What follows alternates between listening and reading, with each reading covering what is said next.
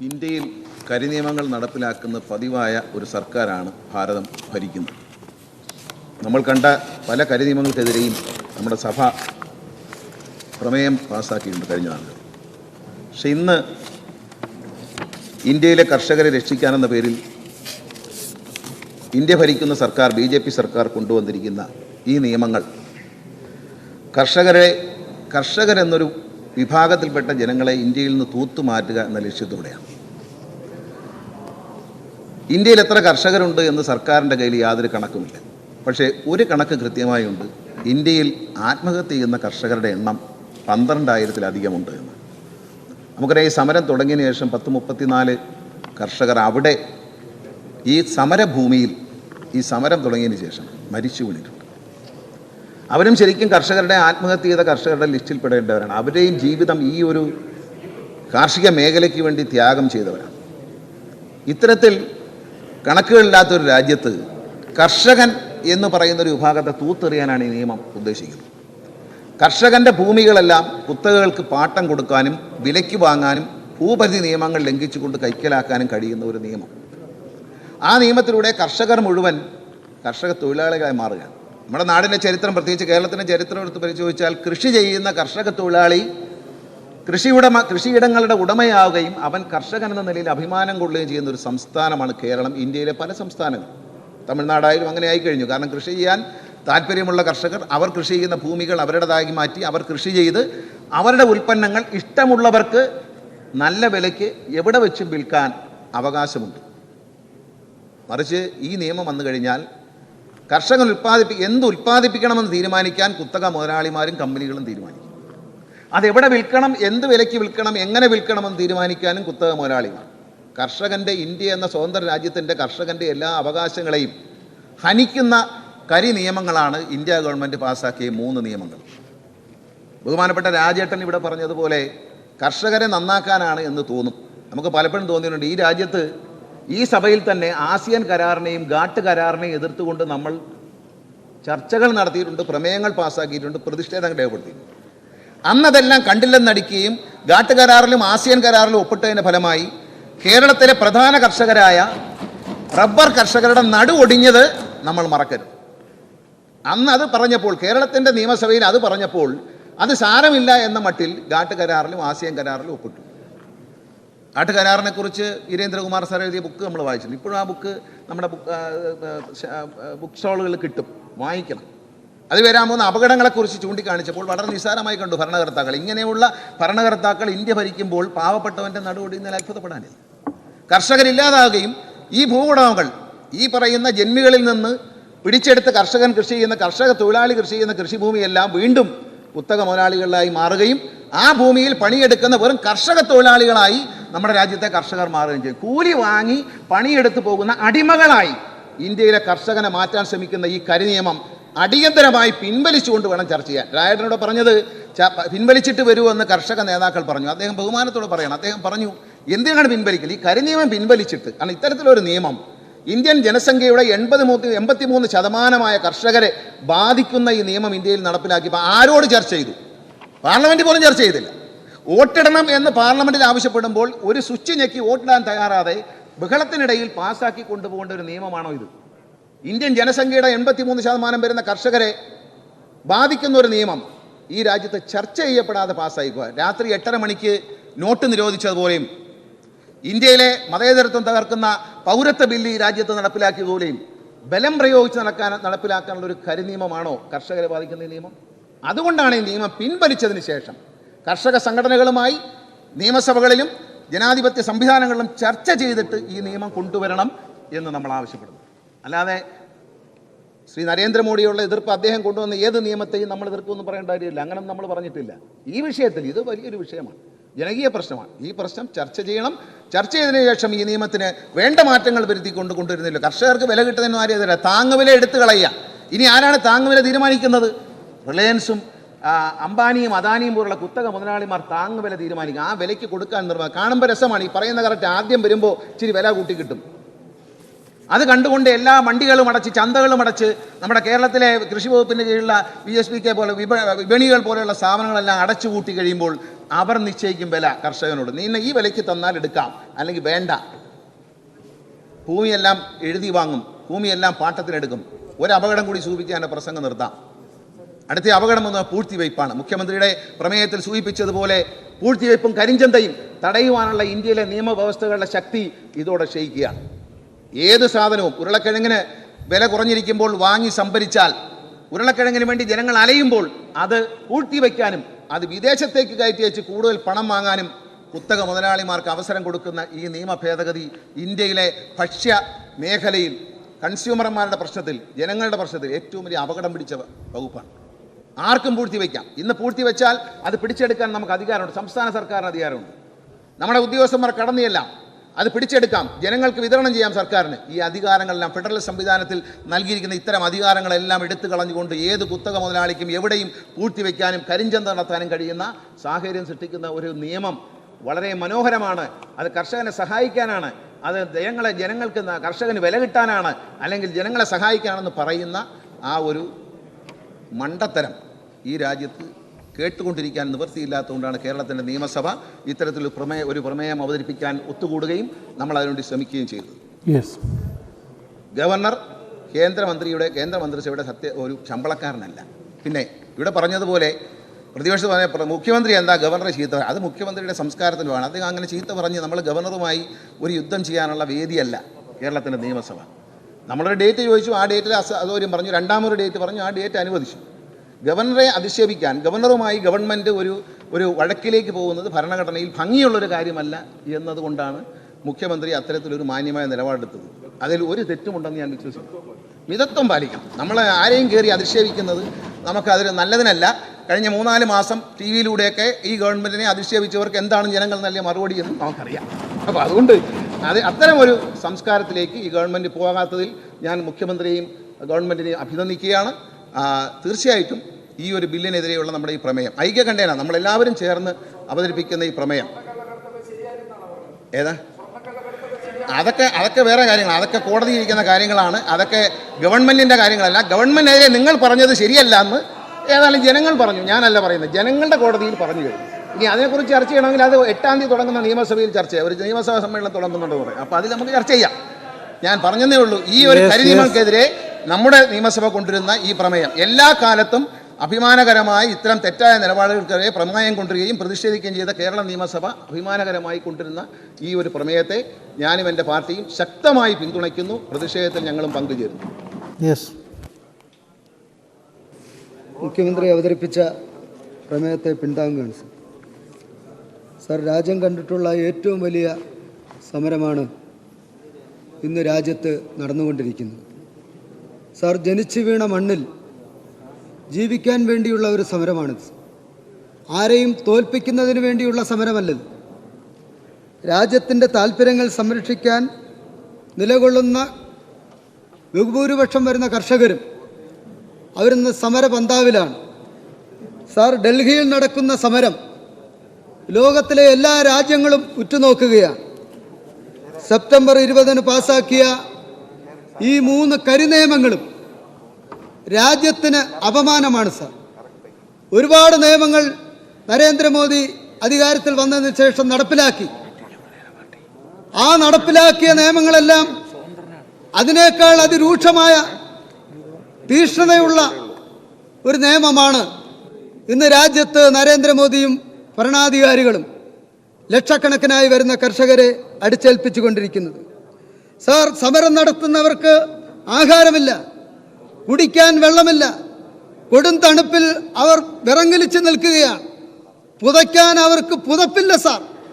അത്രയ്ക്ക് ദയനീയ അവസ്ഥയിലേക്ക് നമ്മുടെ രാജ്യത്തെ കർഷകർ മാറിക്കൊണ്ടിരിക്കുകയാണ്. സോഷ്യൽ ഡിസ്റ്റൻസ് ഇല്ല സാർ.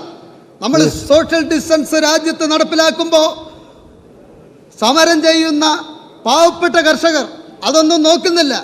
അത് നോക്കാത്തത് എന്താണ്? ജീവിക്കാൻ വേണ്ടിയാണ് സാർ. അതുകൊണ്ടാണ് അത്തരം കാര്യങ്ങൾ പോലും നോക്കാതെ തന്നെ അവർ ഇവിടെ സമരം നടത്തിക്കൊണ്ടിരിക്കുന്നത് സാർ. കർഷകർ നടത്തുന്ന ഈ സമരം തീർച്ചയായിട്ടും എല്ലാ സംസ്ഥാനങ്ങളിലും വ്യാപിച്ചുകൊണ്ടിരിക്കുകയാണ്.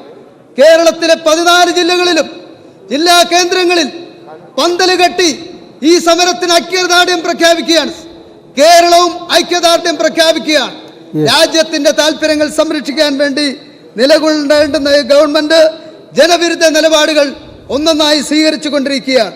അതുകൊണ്ട് രാജ്യ താല്പര്യങ്ങൾ സംരക്ഷിക്കാൻ, ഇന്ത്യ രാജ്യത്തെ കർഷകരെ സംരക്ഷിക്കുന്നതിന് വേണ്ടി സംസ്ഥാന ഗവൺമെന്റ് എടുത്തിട്ടുള്ള ഈ ഉചിതമായിട്ടുള്ള തീരുമാനത്തിന് എല്ലാവിധമായിട്ടുള്ള ഐക്യദാർഢ്യവും പ്രഖ്യാപിച്ചുകൊണ്ട് മുഖ്യമന്ത്രിയുടെ പ്രമേയത്തിന് ഒരിക്കൽ കൂടി നന്ദി പ്രകാശിപ്പിച്ചുകൊണ്ട് നിർത്തുകയാണ് സാർ. സാർ, ഞാൻ വലിയ ആവേശത്തോടു കൂടിയാണ് സഭയിലേക്ക് വന്നത്. കാരണം കേന്ദ്ര ഗവൺമെൻറ് തെറ്റായ ഈ നയത്തിനെതിരെ രണ്ട് വർത്തമാനം പറയാമല്ലോ എന്ന ആവേശമായിരുന്നു എനിക്കുണ്ടായിരുന്നത്. ഇവിടെ വന്നപ്പോൾ ബഹുമാനപ്പെട്ട മുഖ്യമന്ത്രിയുടെ പ്രമേയം കൂടെ കേട്ടപ്പോൾ ആവേശം ഇരട്ടിയായി. ബഹുമാനപ്പെട്ട പ്രതിപക്ഷത്ത് നിന്നുള്ള KC ജോസഫിൻ്റെ അമെൻമെൻറ്റ് കണ്ടപ്പം ഇരട്ടി എന്നത് 4 ഇരട്ടിയായി വർദ്ധിച്ചു എൻ്റെ ആവേശം.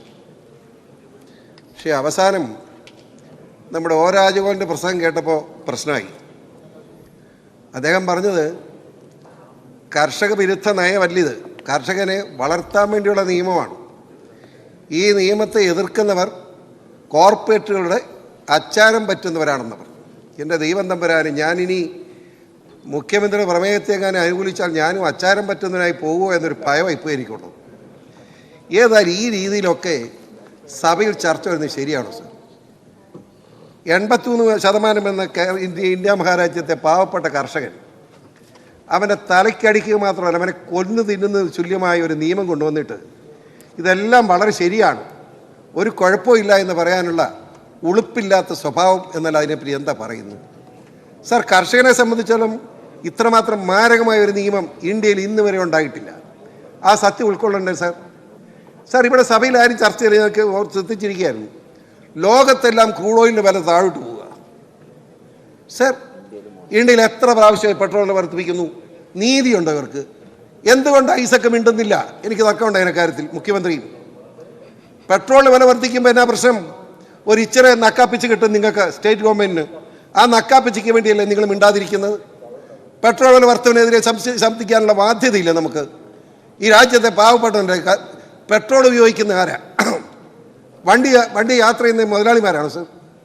അപ്പോൾ ഇതെല്ലാം പാവപ്പെട്ട ഒരു തലയിലേക്ക് തന്നെയാണ് സാർ അടിച്ചു കയറ്റുന്നത് ഈ നികുതി ഭാരങ്ങൾ. അതുപോലെ തന്നെ സാർ, പാചകവാതകം ഇന്ന് എവിടെ വിറക് കിട്ടാണ് സാർ? പാചകവാതകമല്ലേ സാർ എല്ലാ കുടുംബങ്ങളും ഉപയോഗിക്കുന്നത്?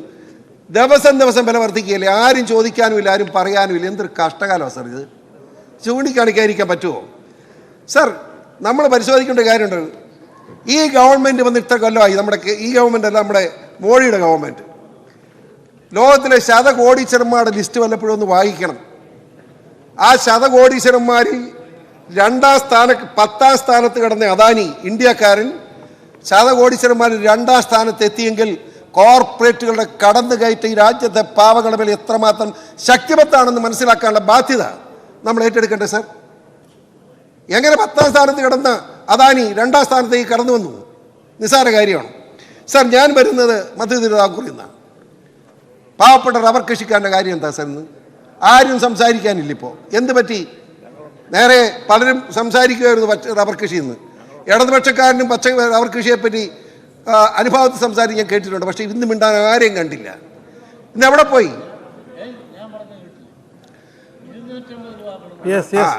അമ്മ ചുമ്മാ 250 കയറി പറഞ്ഞാൽ പറ്റുമോ? അവർ ന്യായമായിട്ടുള്ള വിലയൊക്കെ പറ, ഒരു 200 എന്നൊക്കെ പറ. ചുമ്മാ കയറി 250 അടിച്ച കാര്യം സാർ. ഞാൻ പറഞ്ഞു വന്നത് സാർ, റബ്ബർ കൃഷിക്കാരൻ്റെ ഗതി ഇന്ന് എന്താ സാർ? സാർ, 5 ഏക്കർ കൃഷി, ഞാൻ വളരെ വ്യക്തമായിട്ട് പറയാം സാർ. 5 ഏക്കർ തോട്ടം ഞാൻ പ്രത്യേകമായിട്ട് പരിശോധിച്ചു. ഒരു വർഷത്തെ ലാഭം എടുത്ത് നോക്കാൻ പറഞ്ഞു, കണക്കെടുക്കാൻ പറഞ്ഞു തൊഴിലാളികളോട്. സാർ, ആകെ 60,000 രൂപ വരുമാനം. അതിൻ്റെ അർത്ഥം 1 ഏക്കറിന് 12,000 രൂപ കിട്ടും. എങ്ങനെ ജീവിക്കും സാർ കൃഷിക്കാരൻ? ഇന്ന് ഞാൻ ചോദിക്കട്ടെ സാർ, ഒരു LE ക്ലർക്ക് ആദ്യം ജോലി കയറുമ്പോൾ 25,000 രൂപ ശമ്പളമില്ലേ ഒരു മാസം? അവന് സ്റ്റാർട്ടിങ് ശമ്പളം. അവന് ശമ്പളം കൂടിപ്പോയി അവനെ കുറ്റപ്പെടുത്തുകയല്ല സാർ. 25,000 രൂപ ഉണ്ട്. ആ 25,000 രൂപ ഒരു റബ്ബർ കൃഷിക്കാരന് കിട്ടണമെങ്കിൽ എത്ര ഏക്കർ വേണം സാർ? 15 ഏക്കർ ഭൂമി വേണം അവന് ഒരു മാസം. ഈ 25,000 രൂപ അല്ല സാർ, 25 പറയുമ്പോൾ 3 ലക്ഷം രൂപ വരികയാണ് ഒരു വർഷം. ഒരു 25 ഏക്കർ റബ്ബർ കൃഷിക്കാരന് തുല്യമാണ് സാർ LE ക്ലർക്കിൽ നിന്ന്. ഇത് നമ്മൾ കണ്ടില്ല വെച്ച് പോകാൻ പറ്റും? അവരെ ശമ്പളം വർദ്ധിപ്പിക്കേണ്ട, പക്ഷേ റബ്ബർ കൃഷിക്കാരന് രക്ഷപ്പെടാനുള്ള മാർഗം ആലോചിക്കേണ്ടേ സാർ? ഒരു 200 രൂപ താങ്ങുവില കൊടുക്കുന്നതിന് എന്താ എത്ര വിഷമം? 200 രൂപ കൊടുക്കും തീരുമാനിച്ചാൽ പോരെ. ഇവിടെ താങ്ങുവിലയെപ്പറ്റി നിങ്ങളെല്ലാം ഇത്ര വാഗപോരാതെ സംസാരിച്ചത് കൊണ്ട് ഒരു റബ്ബർ കൃഷിക്കാരൻ എന്തെങ്കിലും ചോദിക്കുകയാണ്. അവന് ഒരു താങ്ങുവില 200 രൂപയ്ക്ക് മാറ്റി കൊടുക്കാനുള്ള സന്മനസ് കാണിച്ചാൽ നിങ്ങൾക്ക് എന്താ കുഴപ്പം? നിങ്ങളുടെ പ്രസംഗിച്ചാൽ മാത്രം മതിയോ? പ്രസംഗത്തോട് ഞാൻ നിർത്താൻ പോലും സാർ. പ്രസംഗത്തോടൊപ്പം സാർ ഞാൻ പറയും, നിങ്ങൾ പ്രസംഗിക്കുന്ന സന്തോഷം, ആ പ്രസംഗത്തോടൊപ്പം അല്പം പ്രവൃത്തി മുന്നോട്ട് കാണിക്കണം സാർ. എനിക്ക് ബഹുമാനപ്പെട്ട മുഖ്യമന്ത്രിയെ പറ്റി പരാതിയൊന്നുമില്ല. ഇവിടെ പലരും പറഞ്ഞു ഗവർണർ, ആ ഗവർണറെ കാണിച്ച് ശുദ്ധ മര്യാദകളാണ്. ഞാനന്ന് ബഹുമാനപ്പെട്ട മുഖ്യമന്ത്രിയെ വിളിച്ചു. ഞാൻ എൻ്റെ ആവേശം കൊണ്ട് വിളിച്ചതായിരിക്കാം. ഞാൻ അദ്ദേഹത്തോട് പറഞ്ഞു, അങ്ങ് ലെജിസ്ലേച്ചർ വിളിക്കണമെങ്കിൽ നിയമസഭ വിളിക്കണം, ഗവർണറുടെ അനുവാദം വേണം. ലെജിസ്ലേറ്റേഴ്സ് MLA-മാരെ വിളിക്കാൻ ഒരു ഗവർണറെ അവതരണം വേണ്ട, മുഖ്യമന്ത്രി വിളിക്കാം. താഴെ നമ്മുടെ ശങ്കരനാരായണൻ തമ്പി ഹാളിൽ MLA-മാരെ വിളിച്ചു കൂട്ടി അങ്ങ് ഈ കാര്യം പ്രമേയം പാസ്സാക്കണമെന്ന് പറഞ്ഞവനെ അദ്ദേഹത്തിന് പറഞ്ഞു. പക്ഷേ അദ്ദേഹം അല്പം കൂടി കടന്ന് ചിന്തിച്ചു. എനിക്ക് അദ്ദേഹത്തെ ബഹുമാനം മാത്രമേ ഉള്ളൂ ആ കാര്യത്തിൽ. ഏതായാലും ഗവർണറുമായിട്ട് ഒരു കൺഫ്രണ്ടേഷനും ഇല്ലാതെ വളരെ സ്മൂത്തായി ഇങ്ങനെ പ്രമേയം അവതരിപ്പിക്കാനുള്ള അവസരം ഉണ്ടാക്കി മുഖ്യമന്ത്രിയെ അഭിനന്ദിക്കാൻ ഞാൻ മടിക്കുന്നില്ല സാർ. തീർച്ചയായും കേരളത്തിലെ ജനങ്ങളുടെ വികാരം അത് പ്രകടിപ്പിക്കാനുള്ള അവസരമാണിത്. ആ വികാരത്തോടൊപ്പം ഞാൻ യോജിക്കുന്നു. ഈ പ്രമേയം ശക്തമായി ഞാൻ അനുകൂലിക്കുകയാണ്. ബഹുമാനപ്പെട്ട മുഖ്യമന്ത്രി. സർ, നമ്മുടെ രാജ്യം അഭിമുഖീകരിക്കുന്ന ഗൗരവമായ പ്രശ്നത്തിലാണ് ഈ പ്രമേയം നാം ചർച്ച ചെയ്യുന്നത്. സാധാരണ നിലക്ക് വ്യത്യസ്തതകളൊന്നുമില്ലാതെ നമ്മളെല്ലാവരും കൂട്ടായി,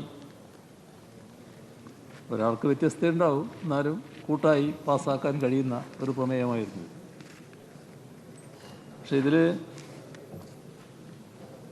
ചില കാര്യങ്ങൾ ഇതിൻ്റെ അനുബന്ധമായി കൂട്ടിച്ചേർത്ത് പറയുകയുണ്ടായി. ഈ വിഷയത്തിൽ വേറെ വ്യത്യസ്തതകൾ അധികം ഇല്ലാത്തതുകൊണ്ട് ആ അനുബന്ധമായി ചേർത്തതിനെക്കുറിച്ചാണ് ഞാൻ ആദ്യം പറയുന്നത്. സർ, അതിൽ ബഹുമാനപ്പെട്ട KC ജോസഫ് പറഞ്ഞത്, ഗവർണർ ഈ ആദ്യഘട്ടത്തിൽ അനുമതി നിഷേധിച്ചപ്പോൾ അതിൽ ശക്തമായ പ്രതിഷേധം രേഖപ്പെടുത്തിയില്ല. പിന്നെ മന്ത്രിമാർ പോയി കാല് പിടിച്ച് അങ്ങനെ തീരുമാനത്തിലേക്ക് എത്തിക്കുകയാണ് ചെയ്തത്. സർ, ആ കാര്യത്തിൽ ഇവിടെ ഒരു കാര്യം വ്യക്തമാണ്. അത് ഗവർണർ തിരഞ്ഞെടുക്കപ്പെട്ട സർക്കാരിൻ്റെ സഹായം, ഉപദേശം, അതുപ്രകാരം പ്രവർത്തിക്കാൻ ബാധ്യസ്ഥനാണ്. അദ്ദേഹത്തിൻ്റെ ഗവർണർ എന്ന നിലക്കുള്ള ഉത്തരവാദിത്വം, ഭരണഘടനാദത്തമായ കടമകൾ, ചുമതലകൾ, ഇതൊക്കെ നിർവഹിക്കാൻ എല്ലാ പിന്തുണയും നൽകാൻ സർക്കാർ ബാധ്യസ്ഥവുമാണ്. ഇവിടെ ഗവർണർക്ക് വിവേചനാധികാരമുള്ളത് ചില പ്രത്യേക സാഹചര്യങ്ങളിൽ മാത്രമാണ്. എല്ലാ കാര്യത്തിലും വിവേചനാധികാരം ഗവർണർക്കില്ല. ഇപ്പോൾ നിയമസഭ വിളിച്ചു ചേർക്കുന്ന കാര്യത്തിൽ അനുച്ഛേദം 174 പ്രകാരം ഭൂരിപക്ഷമുള്ള സർക്കാർ ശുപാർശ ചെയ്താൽ അവിടെ ഒരു വിവേചനാധികാരവും പ്രയോഗിക്കാൻ കഴിയും. ഈ നമ്മുടെ ആദ്യഘട്ടത്തിൽ സഭ ചേരാൻ വേണ്ടിയുള്ള ശുപാർശ അംഗീകരിക്കപ്പെടുമെന്ന് തന്നെയാണ് കണക്കാക്കുന്നത്. അതുകൊണ്ട് അതിനെക്കുറിച്ച് വേറൊരു സംശയമില്ലാത്തതുകൊണ്ട് മറ്റു തരത്തിലുള്ള ഒരു നടപടിയിലേക്കും നമ്മൾ കടന്നില്ല. അവസാനമാണ് ഇതിന് അംഗീകാരമില്ല എന്നത് വരുന്നത്. അംഗീകാരമില്ല എന്ന് വന്നു കഴിഞ്ഞതിന് ശേഷം നമുക്ക് നിയമസഭ വിളിച്ചു കൂട്ടാൻ പറ്റില്ല.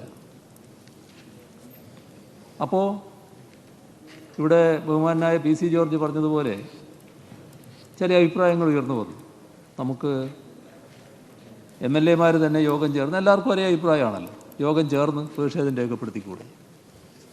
പക്ഷേ ഏറ്റവും പ്രധാനം നിയമസഭയുടെ പ്രമേയം വരലാണല്ലോ. അപ്പോൾ നമ്മൾ MLA-മാർ യോഗം ചേർന്നാൽ അതൊരു യോഗം മാത്രമേ ആകുന്നുള്ളൂ, നിയമസഭയാവുന്നില്ല. അപ്പോൾ നിയമസഭയുടെ തന്നെ യോഗം ചേർന്ന് പ്രതിഷേധം രേഖപ്പെടുത്തുന്ന നില വേണം. അപ്പോൾ ഗവർണർ സ്വീകരിച്ച ഈ നിലപാട് സാധാരണ നിലക്ക് ശരിയല്ല എന്നുള്ളത് അദ്ദേഹത്തെ അറിയിക്കുക എന്നുള്ളതാണ് ആദ്യം വേണ്ടത്. അതുകൊണ്ട് തന്നെ ഇതുമായി ബന്ധപ്പെട്ട് രാജ്യത്ത് ഒട്ടേറെ കോടതി വിധികളുണ്ട്. അത് സുപ്രീം കോടതിയുടെ പ്രശസ്തമായ വിധികളുണ്ട്. ആ വിധികളെല്ലാം ഉദ്ധരിച്ചുകൊണ്ട് സർക്കാരിൻ്റെ നിലപാട് ഗവർണറെ അറിയിച്ചു. അതോടൊപ്പം നിയമസഭ ചേരാനുള്ള തീരുമാനം വീണ്ടും മന്ത്രിസഭയെടുത്തു. അതിനടിസ്ഥാനം ഇത്തരമൊരു യോഗം ചേരുക എന്നുള്ളത് പ്രധാനമാണെന്നുള്ളതുകൊണ്ട് തന്നെയാണ്. നമ്മുടെ അവകാശം ഹനിക്കപ്പെട്ടുകൂടാ എന്നതും അതിൽ പ്രധാനമാണ്. പിന്നെ ഗവർണറെ രാജ്ഭവനിൽ പോയി കാണുന്നതിൽ സാധാരണഗതിയിൽ ഒരു അസാംഗത്യവും ഇല്ല. അത് ഭരണഘടനാ പ്രകാരമുള്ള ഒരു അദ്ദേഹം ആവശ്യപ്പെടുന്ന വിവരങ്ങൾ അദ്ദേഹത്തിന് നൽകൽ ഭരണഘടനാ പ്രകാരമുള്ള കടമ തന്നെയാണ്. അപ്പോൾ നിലവിലുള്ള സ്ഥിതി അദ്ദേഹത്തെ ധരിപ്പിക്കുക, അദ്ദേഹവുമായി കാര്യങ്ങൾ ചർച്ച ചെയ്യുക എന്നത് അതിനെ ഒരു കാലുപിടുത്തമായി ചിത്രീകരിച്ചത് അത് KC ജോസഫ് ആയതുകൊണ്ട് ഭരണഘടന അവബോധത്തിൻ്റെ കുറവാണെന്ന് പറയാനും പറ്റില്ല. അദ്ദേഹം ഇത്തരം കാര്യങ്ങളിലൊക്കെ നല്ല പരിജ്ഞാനമുള്ള ആളാണെന്നാണല്ലോ. അപ്പോൾ എന്താണ് അങ്ങനെയൊരു നിലയെടുത്തതെന്ന് മനസ്സിലാകുന്നില്ല. അതിനെ ആ തരത്തിൽ കാണേണ്ടതില്ല എന്നാണ് എനിക്ക് തോന്നുന്നത്. പിന്നെ ഗവർണർ പദവിയെ ഇത്തരത്തിലാക്കിയതിൻ്റെ ചരിത്രം ഞാനിപ്പോൾ അതിലേക്ക് പോകുന്നില്ല. കാരണം അത് പോയാൽ നമ്മുടെ പ്രധാന വിഷയത്തിൽ നിന്ന് മാറി ഒരു സഞ്ചരിക്കലാവും. ഇന്നതല്ല പ്രധാനം. ഇന്ന് പ്രധാനം നമ്മുടെ കർഷക സമൂഹം നേരിടുന്ന പ്രതിസന്ധിയെക്കുറിച്ച് ഗൗരവമായി ചർച്ച ചെയ്ത് നമ്മുടെ പ്രമേയം പാസ്സാക്കുക എന്നുള്ളതാണ്. അപ്പോൾ അതിൽ നിന്ന് മാറി മറ്റ് അഭിപ്രായ വ്യത്യാസങ്ങളുടെ മേഖലയിലേക്ക് കടക്കാൻ ഞാനിപ്പോൾ ഈ അവസരം ഉപയോഗിക്കുന്നില്ല. നമ്മൾ കാണേണ്ടത് കർഷകർ നടത്തുന്ന സമരത്തിന് എല്ലാവിധ പിന്തുണയും നമ്മളെല്ലാവരും കൂടി ചേർന്നുകൊണ്ട് അറിയിക്കുകയും കേന്ദ്ര ഗവൺമെൻറ്റിൻ്റെ തെറ്റായ നിലപാടിനെതിരെയുള്ള നമ്മുടെ വികാരം പ്രകടിപ്പിക്കുകയാണ് വേണ്ടത്. ഇതിൽ കേരളത്തിലെ കർഷകരുടെ താൽപ്പര്യങ്ങൾ സംരക്ഷിക്കാൻ നാം വിവിധ നടപടികൾ ഇവിടെ സ്വീകരിച്ചിട്ടുണ്ടെന്ന് കാണാൻ നമുക്ക് കഴിയും. കേരളത്തിൻ്റെ കാര്യമെടുത്ത് അത് ഞാൻ പിന്നീട് പറയാം. ബഹുമാനപ്പെട്ട KC ജോസഫ് അദ്ദേഹത്തിൻ്റെ ഭേദഗതിയായി അവതരിപ്പിച്ച കാര്യങ്ങളിൽ ഒന്നാമത്തെ ഭേദഗതിയിൽ ഒരു ഭാഗം പറഞ്ഞത് ചില എന്ന വാക്ക് ഒഴിവാക്കണം എന്നുള്ളതാണ്. സർ, അത് അദ്ദേഹത്തിൻ്റെ ആദ്യത്തെ ഭേദഗതിയിലെ പ്രധാനപ്പെട്ട ഒന്നാണത്. അത് സ്വീകരിക്കാം. അതായത് ചില ഒഴിവാക്കിയാലും അതിനകത്ത് യാതൊരു അർത്ഥവ്യത്യാസവും വരുന്നില്ല. നിയമനിർമ്മാണങ്ങൾ അത് ബാധിക്കപ്പെടുന്ന ജനവിഭാഗങ്ങൾക്കിടയിൽ വലിയ ആശങ്കയും സംശയവും ജനിപ്പിക്കുമ്പോൾ നിയമനിർമ്മാണ സഭകൾക്ക് അത് ഗൗരവമായി പരിഗണിക്കാൻ ബാധ്യതയുണ്ട്. അപ്പോൾ ചില എന്ന അത് ഒഴിവാക്കുക എന്നത് സ്വീകരിക്കാവുന്നത്. സർ, അദ്ദേഹത്തിൻ്റെ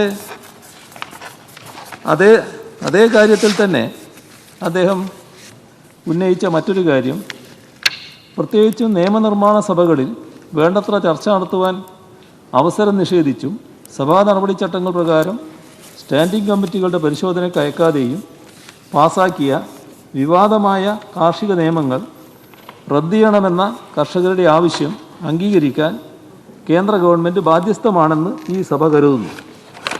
സർ, അതുതന്നെയാണ് മറ്റൊരു രീതിയിൽ അതിൻ്റെ എല്ലാ സ്പിരിറ്റും ഉൾക്കൊള്ളുന്ന രീതിയിലൊരു ഭാഗം ഈ പ്രമേയത്തിൽ നമുക്ക് കാണാൻ കഴിയും.